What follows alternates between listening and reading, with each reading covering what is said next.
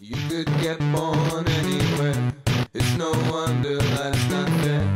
Oh, the game's so rigged, it makes you sick enough to pull that trigger. Hey everyone ever, I'm blah blah blah, I wrote this and that. Look, I'm late. I'm late for work. I've got to get to my job so I can make a little more than, minimum wage and continue defaulting on the credit cards that such a yearly income has gifted me. But I did want to make sure I got update number 5 up and online for the Bring Substitute Culture to DVD campaign, which is still going on. We've raised some money. We've got to raise more. Maybe this will entice you or people you know to maybe throw a few dollars this way, because I think this movie's worth it. What I'm going to show you right before I go out the door right now is the first scene that I ever wrote for the movie. This is the original idea that kind of got the movie rolling. I wrote a very quick draft version of it back in 2002. We filmed it 10 years later in 2012, and now here we are in 2015 with me showing you for the very first time a second clip from the film from very close to the beginning. So please enjoy, watch, and enjoy the initial origin story for the film Substitute Culture. If you like what you see, log on to substituteculture.com. Follow the links to the Indiegogo campaign, the Facebook page, my Twitter account @subcultist, and click like or follow on all that. I'm going to be back tomorrow, much calmer, with more to share, but for now, here's a clip. And where are my pants?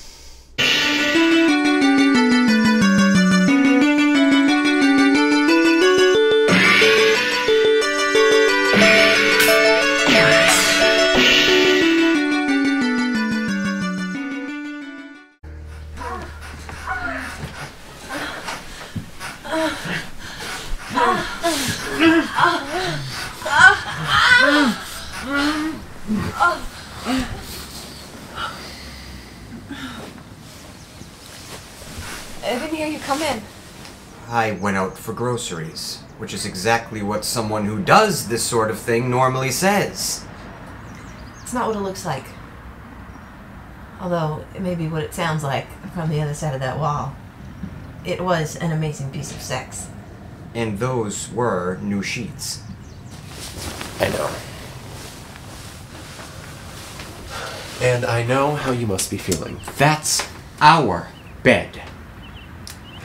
And you'd think you'd be surprised. You are lying in our bed. But just hear me out.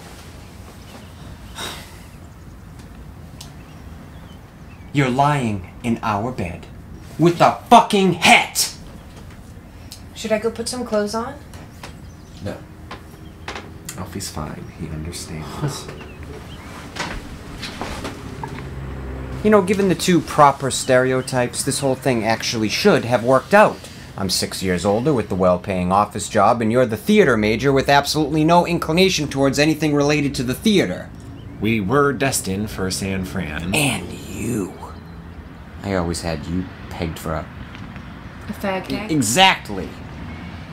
So please excuse me if this whole thing rings as a bit apocalyptic. Nico and I have found something very special together. Which is? The simultaneous orgasm. You told me that whole thing was a myth! I thought it was, and then Jamie did a little bit of research, and it turns out it actually does exist. Alfie, honey, this has nothing to do with you. This has absolutely nothing to do with you. Well, I'm not gay anymore, so it does have a little bit to do with you. How can you not be gay? My sister is a lesbian in the 7th grade.